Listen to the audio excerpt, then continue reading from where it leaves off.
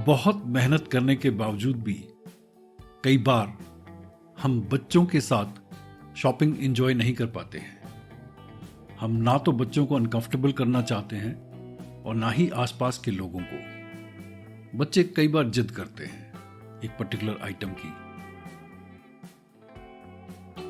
या फिर shopping place को प्लेग्राउंड बना देते हैं घर आते हुए, और या फिर घर आकर आपको उनके टेंट्रम सहने पड़ते हैं। आज हम साइकोलॉजी के कुछ पॉइंट्स को यूज करते हुए एक तरीका डिस्कस करते हैं। हो सकता है इनमें से कुछ पॉइंट्स आप ऑलरेडी यूज करते हो। आपने देखा होगा, एक बच्चा जब भी हंसता है तो उसका पूरा शरीर सेम इमोशन को एग्जिबिट करता है।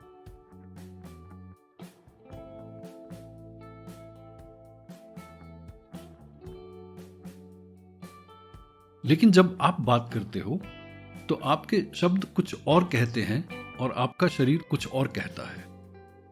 इस केस में आपने बच्चे को कहा कि बेटा 1 मिनट रुको, मैं अभी तुमसे बात करती हूं। बच्चे को पता है कि अगले आधे घंटे तक आप फोन नहीं छोड़ने वाले हो। तो ऐसी सिचुएशन में बच्चा आपके ऊपर डिसबिलीव करना शुरू कर देता है। अब अगर ये कहानी है तो हम बच्चों से कैसे बात करें?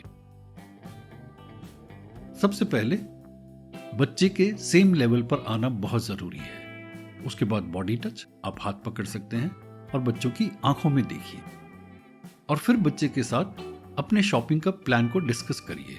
बच्चे को रिस्पॉन्सिबल बनाइए, उसको कोई काम दीजिए, मे बी बैग्स के ऊपर ध्यान देना या किसी आइटम को सिलेक्ट करना, और फिर आराम से बैठ करके बच्चे के साथ एक शॉपिंग लिस्ट बनाइए और उसकी चॉइस भी पूछिए।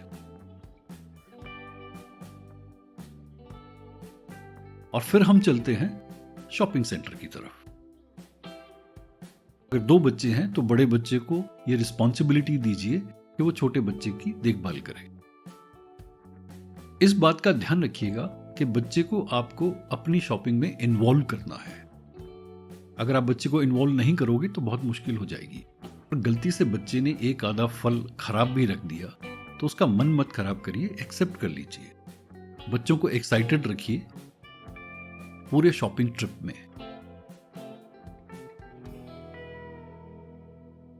और फिर कभी कभी किसी चीज को इंडिपेंडेंटली सिलेक्ट करने का मौका दीजिए। कोशिश करिए कि आप बच्चे को एम्बैरस ना करें। थोड़ा बहुत बच्चा हाय तौबा मचाता भी है तो it's all right. If you take pride in shopping with your child, nothing like it. Shopping के दौरान अब बच्चे की जो भी फेवरेट फूड आइटम है वो खरीद के देना बहुत जरूरी है। शॉपिंग के बाद बच्चे की कैपेसिटी के हिसाब से आप उसे सामान उठाने दीजिए, और जब आप घर वापस आ जाते हैं तो शॉपिंग ट्रिप खत्म नहीं हुआ है। बच्चे को इन्वॉल्व करिए उस सामान को ठीक जगह पे रखने में।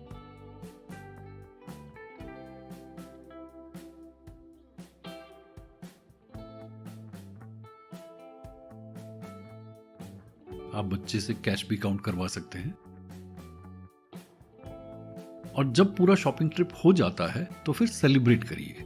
आप कुछ अच्छा खा सकते हैं, बच्चे के साथ डांस कर सकते हैं। कुछ ना कुछ आपको सेलिब्रेट करना बहुत जरूरी है।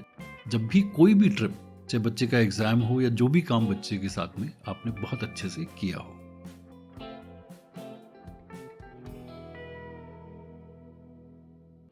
अब चॉइस आपकी है। शॉपिंग के बाद एक रोता हुआ बच्चा आपको चाहिए और या हंसता हुआ बच्चा आपको चाहिए। और अगर आपके बच्चे इस तरीके से आपके साथ सपोर्ट करते हुए चलेंगे तो आपको आने वाले टाइम में बहुत फायदा होगा। इसी उम्र में बच्चों के साथ हम अपना कम्युनिकेशन बेटर कर सकते हैं। जब बच्चे टीनेजर हो जाते हैं तो उसके बाद आप अपना कम्युनिकेशन इंप्रूव नहीं कर पाओगे। नेक्स्ट वीडियो में हम ये देखेंगे कि बच्चे जब घर पे टेंट्रम करते हैं तो हमें किस तरीके से उनकी देखभाल करनी है। स्पेशली नहाते वक्त जब बच्चे बहुत आनाकानी करते हैं तो किस तरीके से हमें बच्चों की देखभाल करनी है।